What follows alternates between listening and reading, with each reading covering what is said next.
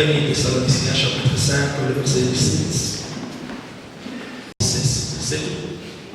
Priez sans cesse. Dans notre thème, on a essayé de développer 4 thématiques et on a parlé aussi de la passion de sauver les âmes et de la repentance des croyants dans la vie de l'Église. C'est dans les livres, je m'en souviens, c'est Jacques chapitre 1er, le verset 22. Jacques chapitre 1er, le verset 22, nous dit ce qui suit. Ça c'est le verset 22.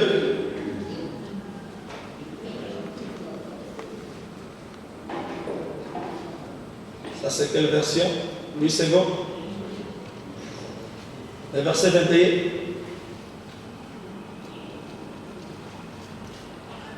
Alors le verset 22. Remettez le verset 22. Mettez à pratique la parole et ne vous bornez pas à l'écouter. Mettez à pratique la parole et tu vas mettre à pratique la parole que tu as fait, que tu as atteint. Alors, si vous voyez les caractéristiques qui caractérisent l'église de notre temps, vous allez voir que nos églises ne sont pas assoiffées de la parole de Dieu. Vous allez voir des chrétiens qui peuvent finir une semaine sans lire même dans sa Bible à la maison. Vous allez voir des chrétiens qui viennent à l'église, sa Bible, sa parole de Dieu. Vous allez voir des chrétiens qui peuvent finir même toute une année sans méditer la parole.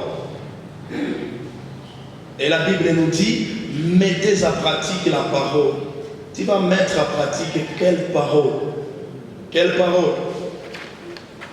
Quelle parole? Tu vas mettre à pratique quelle parole? Il y en a des chrétiens baptisés, mais sa Bible. Et tu vas avoir les dons de l'esprit à toi. Comment cela t'arrivera-t-il?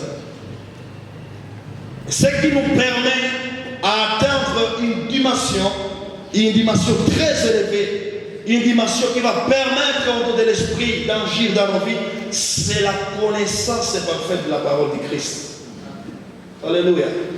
La connaissance de la parole, la connaissance du Christ. Nous avons des chrétiens, les soi-disant chrétiens, des chrétiens falsifiés, des chrétiens qui ne connaissent pas la parole, les chrétiens qui n'ont pas la parole de Dieu dans leur vie, mais ils ont besoin d'avoir les dons de l'esprit année. Les dons de l'esprit va vous aider à faire, va vous aider à faire quoi? Va vous aider, va vous faciliter à proclamer quelle parole? Parce que les dons de l'esprit viennent pour nous faciliter le fait d'apporter la bonne nouvelle en toutes les nations. Dieu ne peut pas nous donner ces dons alors que nous ne sommes pas motivés d'apporter la bonne nouvelle. Et tu apportes ce que tu as. Alors si tu n'as pas la parole dans ton cœur, tu n'as pas la parole, la connaissance sur Jésus, qu'est-ce que tu vas apporter? Alors pourquoi Dieu va te donner les Saint? Plutôt pourquoi le Saint-Esprit va te donner les dons spirituels? Pour faire quoi? Je sais qu'au milieu de nous, il y a des gens qui sont là, mais ça vie. Et vous avez des téléphones, des iPhones. Alléluia, Église. Ça, c'est ainsi que tu les réveilles. Ça, ce sont des choses qui anéantissent la puissance de l'esprit dans nos vies. Alors, nous voulons tout simplement faire semblant de connaître Jésus et être aussi le porteur des dons spirituels. Et pourquoi? C'est pourquoi nous forçons les dons, la manifestation des dons dans nos églises et quand nous prêchons. Nous forçons la manifestation de l'esprit. Mais l'esprit agit dans la facilité dans une vie, dans une vie d'une personne qui connaît, qui est tellement assoiffée de la parole de Dieu. Le Saint-Esprit agit dans la facilité. Je suis entré dans une église où on commence à 6 heures, on finit à 12 heures. Appelé communément chambre de prière. On prie de 6 heures jusqu'à 12 heures sans écouter la parole.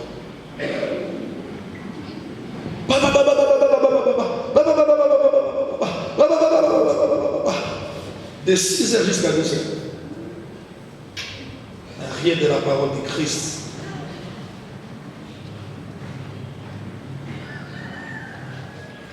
Si mes paroles demeurent en vous, demandez tout ce que vous voulez et cela vous sera accordé. Si mes paroles demeurent en vous. J'étais en train d'étudier, de faire la méditation dans ma Bible, d'étudier la parole de Dieu hier. J'ai compris une chose, que Jésus n'a jamais prié pour un malade. Jésus n'a jamais prié pour un malade. Mais Jésus a ordonné la guérison pour guérir des malades. Il a appliqué l'autorité pour guérir. Je t'ordonne, sois bonne santé. Je vous ordonne quitter ce corps. Je vous ordonne, recevez la guérison. Père, est-ce que tu peux guérir? Est-ce que. Et souvent nous papotons. Quand nous sommes en train de conduire des cultes de prière, parce que nous sommes vides, nous sommes étouvavants, nous sommes vides, chaos, désert.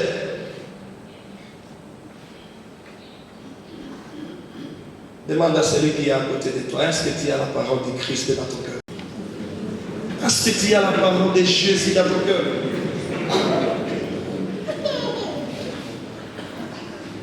J'étais dans les cantiques qu'il vient de chanter, se trouve dans quel passage biblique? Même l'entraîneur Amen. Mais ils ont chanté quand même. Nous chantons des choses que nous ne comprenons pas. Nous annonçons des paroles que nous ne comprenons pas.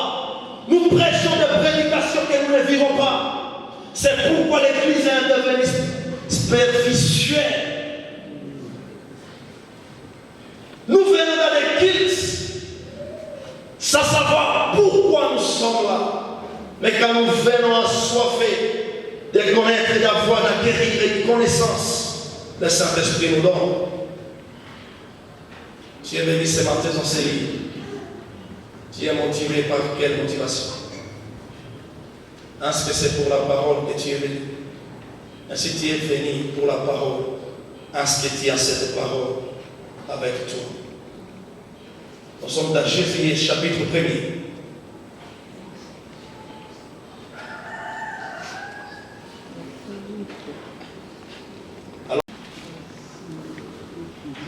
Amen.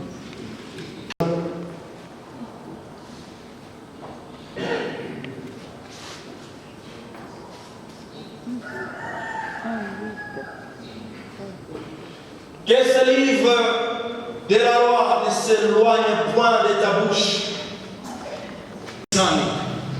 Est-ce que il livre de la loi a quoi qu'à éloigner de nos bouches? Il y a quoi éloigner de la bouche de nos églises? Que ce livre de la loi ne s'éloigne point de ta bouche. Méditez-les jour et nuit. Méditez-les en singulier. Méditez-les. On s'adresse à une personne, pas à une foule.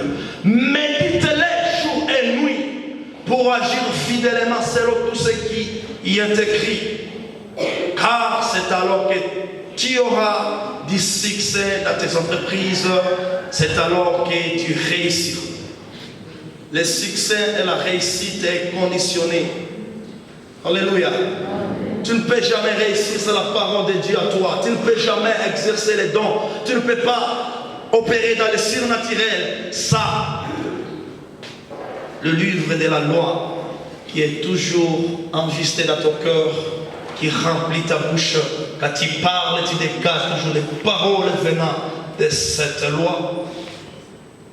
Dans ta vie, combien de fois tu médites la parole de Dieu? Combien de fois nous méditons la parole de Dieu? Combien de fois nous prenons 5, 10 minutes, 20 minutes, 1 heure pour méditer cette parole? Mais nous tous, nous avons besoin que le don de l'Esprit se manifeste en nous. Nous venons dans des églises où il y a 25 chorales et on chante pendant 2 heures, 4 heures, mais on prêche pendant 5 minutes. Et si tu prêches 30, on dit non, tu as bien prêché, mais quand même l'État, tu n'as pas respecté l'État. Église Liga Bleue. Quand on chante, vous êtes tous animés. Mais quand la parole arrive à 6h, 7h30, tu commences à somnoler. Quand tu as manqué du sommeil toute une nuit, mais pendant le moment de la prédication, tu trouves, c'est comme si on t'a donné l'anesthésie. Mais tu as besoin d'exercer, d'opérer dans l'esprit naturel. Comment cela t'arrivera? Tu fais une semaine sans méditer la parole. Tu fais une semaine sans parler de la part de Jésus. Ça te met dans ton salon avec tes enfants et essayer de méditer sur les versets.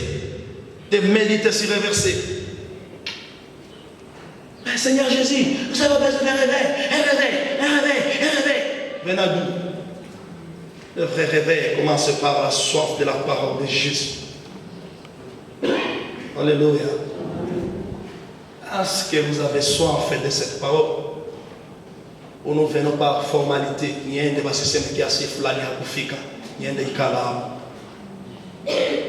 Est-ce que nous venons par amour? Nous venons parce que nous avons la soif d'attendre, d'écouter. D'écouter.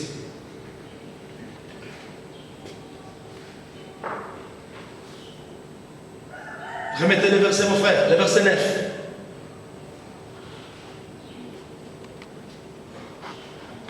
Le verset 9.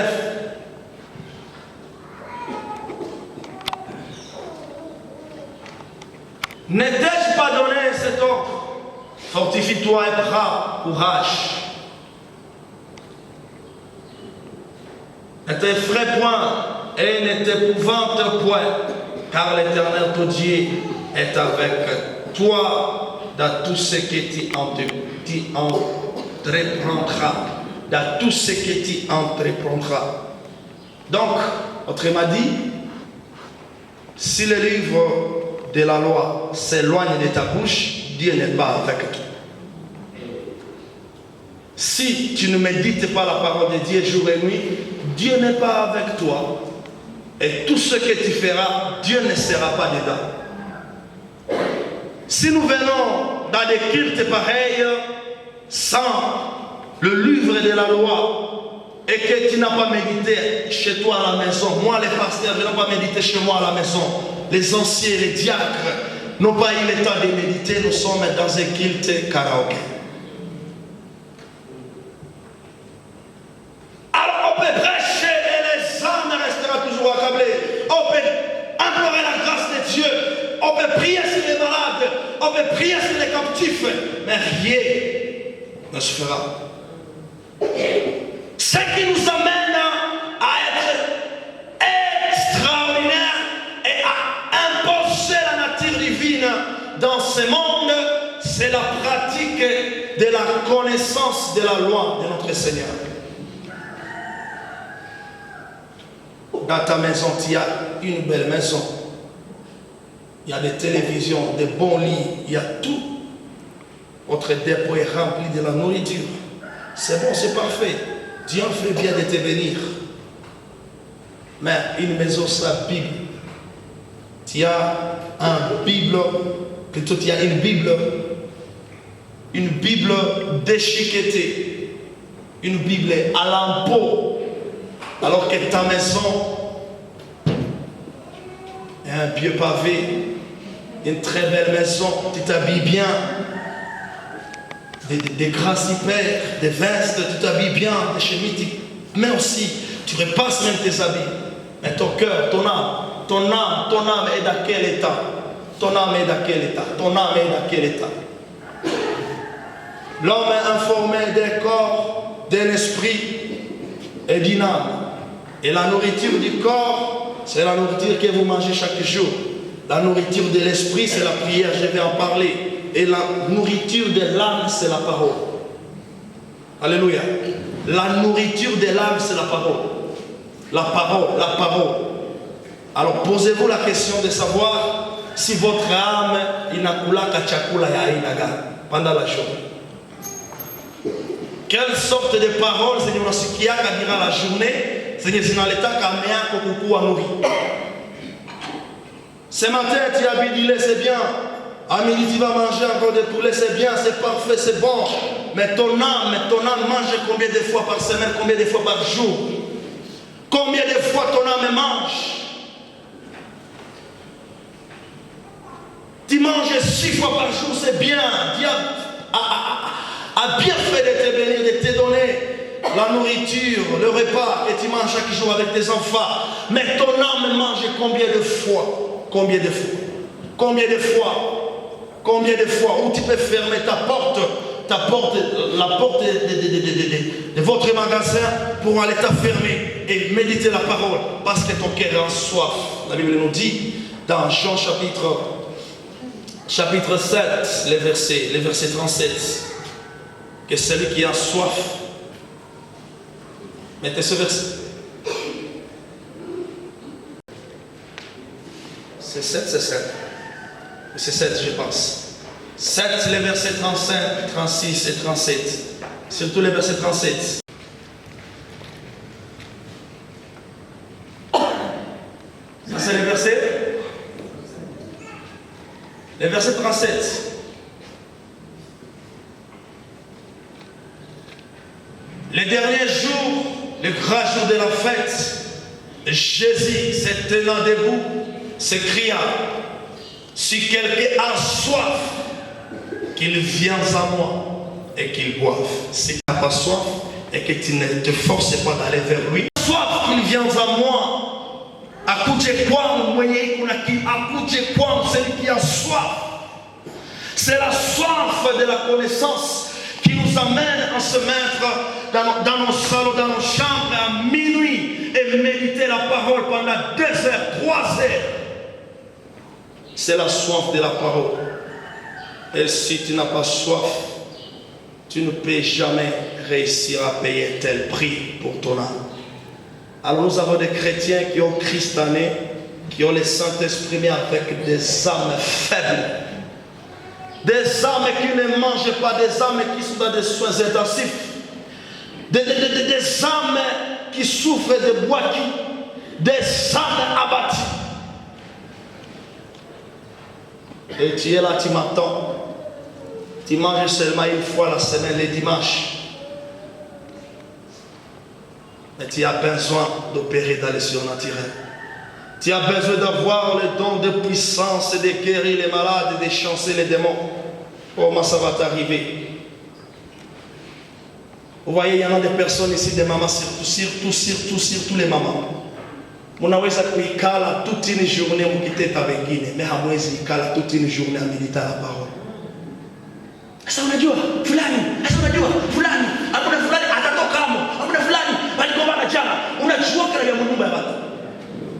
Mais quand on te pose une question venant de la Bible, tu dis allez poser ça à mon pasteur, il va répondre à ma place. Allez poser cette question aux anciens de l'église, à l'évangéliste tel, il va répondre à ma place. Mukuna wakati ya kubeba masaifu ya wachungaji, mais vous n'avez pas le temps d'apporter la bonne nouvelle.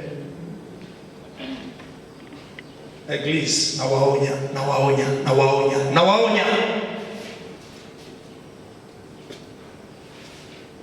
Dans Ephésiens chapitre 6, la Bible nous parle des armes spirituelles. Commençons au verset 12. La Bible nous dit, parmi les armes spirituelles, il y a aussi les sourcils de faire quoi? De faire quoi? De faire quoi? Abaïdjou. De faire quoi? La bonne nouvelle. Il n'y a pas dans ta famille, c'est la bonne nouvelle ou c'est la mauvaise. Il n'y a pas dans l'église, est-ce que c'est la bonne ou c'est la mauvaise nouvelle? Le pourquoi quand le diable attaque l'église, on a tout boussaka facilement. Quand le diable attaque les chrétiens, il nous touche facilement. Objectif, c'est ça qu'ils ont atteint cible dans la facilité. Parce que nous sommes sans armure, Nous sommes sa protection. Au lieu d'apporter la bonne nouvelle, d'être assoiffés de cette bonne nouvelle, nous sommes assoiffés de mauvaises, et tout toutes des mauvaises paroles ira toute la journée. Et la nuit, nous faisons des cauchemars.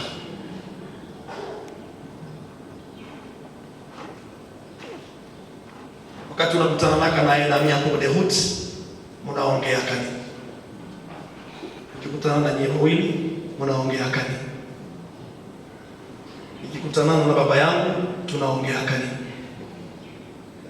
Que tout ce qui est bon et agréable soit l'objet de vos pensées. Tout ce qui est bon et agréable soit votre priorité. Vous êtes assoiffé de l'argent. Mais la puissance de l'esprit n'est pas à vous. Tu peux avoir des millions sur votre compte, mais 0% de puissance du Saint-Esprit à vous. Tu es capable de te réveiller à 5 heures pour aller chercher l'argent.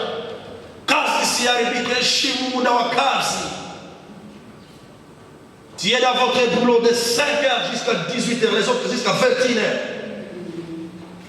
Dans la présence de Dieu, pasteur, les temps. Nous sommes des hommes et des femmes d'affaires, les temps.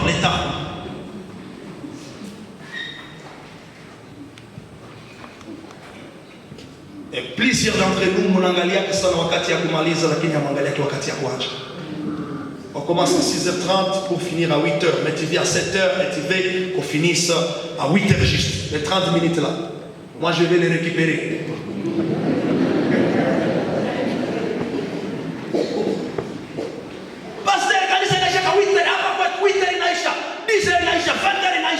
Mais le temps de commencer votre culte aussi.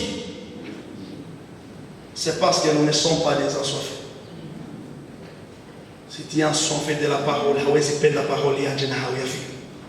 si tu es assoiffé des choses, il va se permettre, même une seconde, il va se couper dans sa présence. Alléluia. Alors la Bible nous dit de prier sans cesse. Prier sans cesse. On va y passer pour vous choquer. Regardez ce que la prière fait dans nos vies. Marc chapitre 9. Ici, ne mourront point qu'il n'ait vu le royaume de Dieu venir.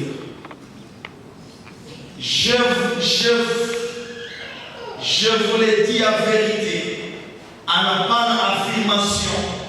Je vous l'ai dit à vérité. Et en ce moment-là, il s'adressait aux apôtres, aux disciples, pas à nous, mais aux apôtres et aux disciples. Et tous ces hommes-là aujourd'hui sont morts. Est-ce que vous me comprenez? Mais Jésus leur a dit, je vous l'ai dit à vérité. Quelques-uns de ceux qui sont ici, ceux qui étaient présents ces jours-là, ceux qui sont ici, ne mourront point qu'ils n'aient vu le royaume de Dieu. Tous les ans. Est-ce que chaque pris ma chaillot?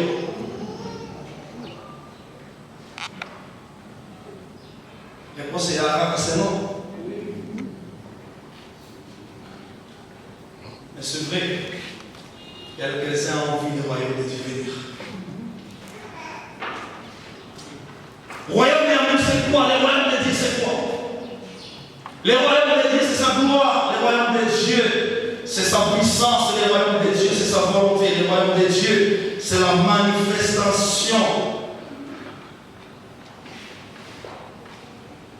Alors, le verset. Le verset. 6 jours après, Jésus prit avec lui Pierre, Jacques et Jean. Sehemu kidogo ya wale watu walikuwa pamoja naye. Anasema hamtakufa nyinyi wote. Mais wadogo wa mwenyewe wataonaka utukufu, wataonaka ufalme wa Mungu ukionekana. Alors la Bible nous dit que 6 jours après ce maneno, 6 jours après, Jésus prit avec lui Pierre, Jacques et Jean et il les conduisit haute montagne, il fit transfigurer devant Bacao, le royaume de Dieu.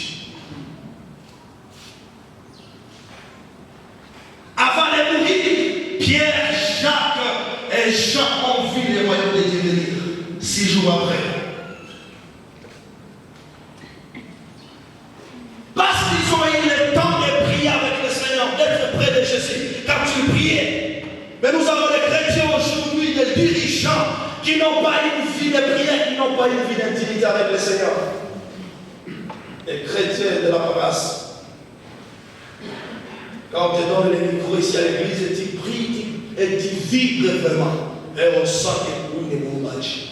Mais chez toi à la maison, tu ne pries pas. Tu es un faux chrétien. Et souvent les gens, les femmes et les hommes qui se disent que dans notre église, on va arrêtez de prier à l'église, priez dans votre chambre. Ah, c'est vrai, tout, notre communauté a tout étouffé.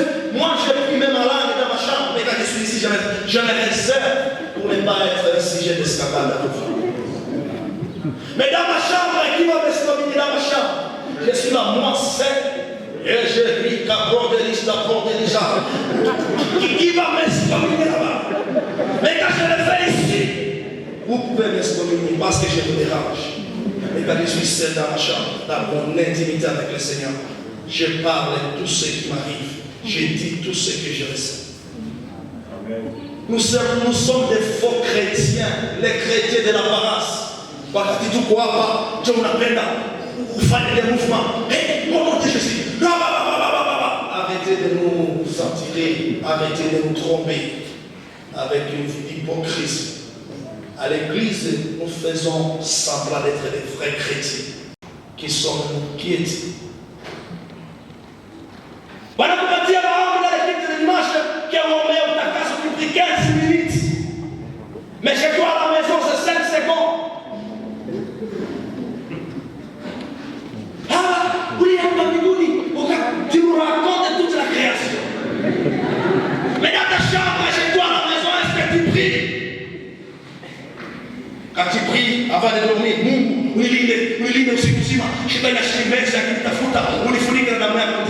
chaque fois blanquette à côté de au nom de Jésus, amen. Mama chache, Mungu anasikia si kwa wingi ya maneno, kwa machache. Mais quand nous sommes à l'église, c'est pour wingi ya maneno. Arrêtez avec une vie de prière de l'apparence. Hawezi kudanganya Mungu, Dieu te connaît dans la profondeur. Dieu te connaît, Dieu me connaît, Dieu connaît cette église. Nje tunaweza kujua kama des hommes et des femmes wenye kuna nguvu, mais comment Dieu anabajua nini? La franco-français les Canada. Et souvent, quand il n'est pas item, je me suis posé la question, pourquoi on n'a pas item? Et beaucoup de gens pensent que les dons de l'esprit, c'est seulement parler à l'âme. Alors, quand on apprend à se quoi, Luc, parler à l'âme, ça n'est pas les seuls dons de l'esprit. Au contraire, de parler à l'âme, ça t'édifie toi-même. Il n'a pas de oui, binafsi. Ce n'est pas pour le profit de l'église. Alléluia. Alléluia. Ambia jirani yako, acha kutudanganya kanisa. Acha kutudanganya kanisa. Kuna baadhi ya baadhi yake. Vous voyez ce qui a donné à Jésus le pouvoir de dominer sur toutes les dominations et d'opérer dans les surnaturels. La journée, c'était son intimité de la nuit avec le Seigneur, avec son Dieu, avec son Père. Alors, alikuwa anaweza fika lemate na anasema mshushe ile maiti. Na anasema uzima ile ndani yako na moto. Arrêtez avec ces choses. Tu ne peux jamais manifester une puissance la journée que tu n'as pas bâti pendant la nuit. Jamais, jamais, jamais, jamais. Il a été nous forçons les choses. Réveille avec nous dans les secrets et il te lève en public.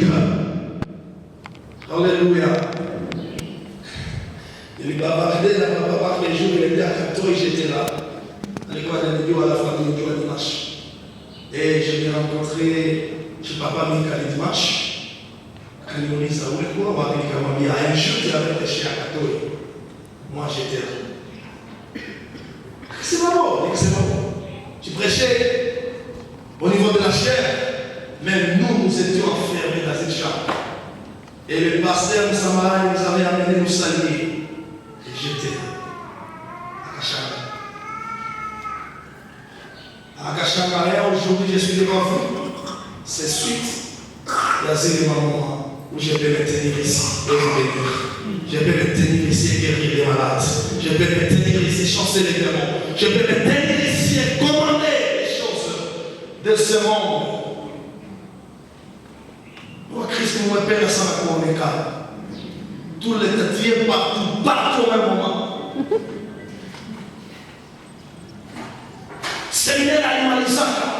Mais si il y a comme séminaire, mais j'étais dans une chambre quelque part pour les prier pour le séminaire. Il y a un appel à ça la parasse. Quand il va bien magnifique, on appelle à quoi arrêter avec ces choses. Quand on va dire à Mungu kutoka Chitongo, hautaenda msalimia kutoka Dar es Salaam. Tu dis ce matin, vous voyez ici, et vous voyez, on voit quoi? Alléluia.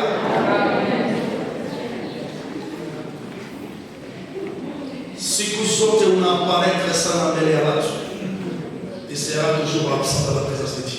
Siku zote utakuwa présent dans la présence de Dieu, tu seras absent dans la présence des hommes, et tu auras une vie strette. Tu auras une puissance au-dessus de la puissance des hommes. Dans ta poche, on va contrôler, on va diriger.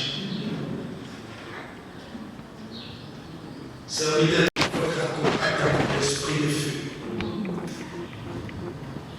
On va lire Exode chapitre 34 pour finir. On va continuer demain. Exode 34.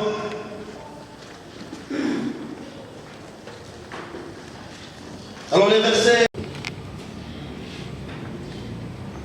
33. La Bible nous dit, lorsque Moïse y achevait de leur parler sur son visage, le verset 34. Quand Moïse entrait devant l'Éternel pour lui parler, il ôtait le voile jusqu'à ce qu'il sortit. Et quand il sortait, il disait aux enfants d'Israël ce qui lui avait été ordonné. Wewe unapendaka utuambie venye ulitosha wapi? Ama tukikupatia wakati ya kuvisema, unasemaka venye ulitosha wapi? Pastor, mnipatia altari, hamtupatia altari hapa. Mshajivunia tu kuna ya kusema ya kuambia watu.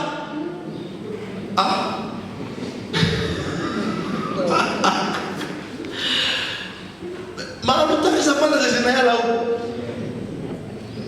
Soit de vous à l'extérieur même, ce n'est pas un problème. Et si par grâce on te donne l'opportunité de prêcher, on a fondé chaque année au litosha.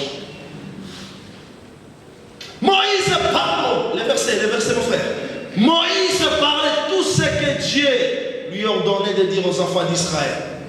Et nous voyons la vie de Moïse, une vie qui a impacté jusqu'à ce que les enfants d'Israël disent jusqu'à présent, il y a des prophètes comme Moïse en Israël. Il était toujours attaché. Quand il y a un problème, débattu. Quand il y a un besoin, débattu. Alléluia. Et la Bible nous dit, alors le verset 35, pour finir, les enfants d'Israël regardaient le visage de Moïse et voyaient que la peau de son visage rayonnait de gloire. Et Moïse remettait le voile sur son visage jusqu'à ce qu'il entre jusqu'à ce qu'il entra pour parler avec l'Éternel. Moïse avait une vie de prière. Il avait une vie d'intimité avec le Seigneur. Et Dieu lui donnait. Et Dieu lui rendait capable de faire ce que les hommes font. Mais toi, regarde ta vie.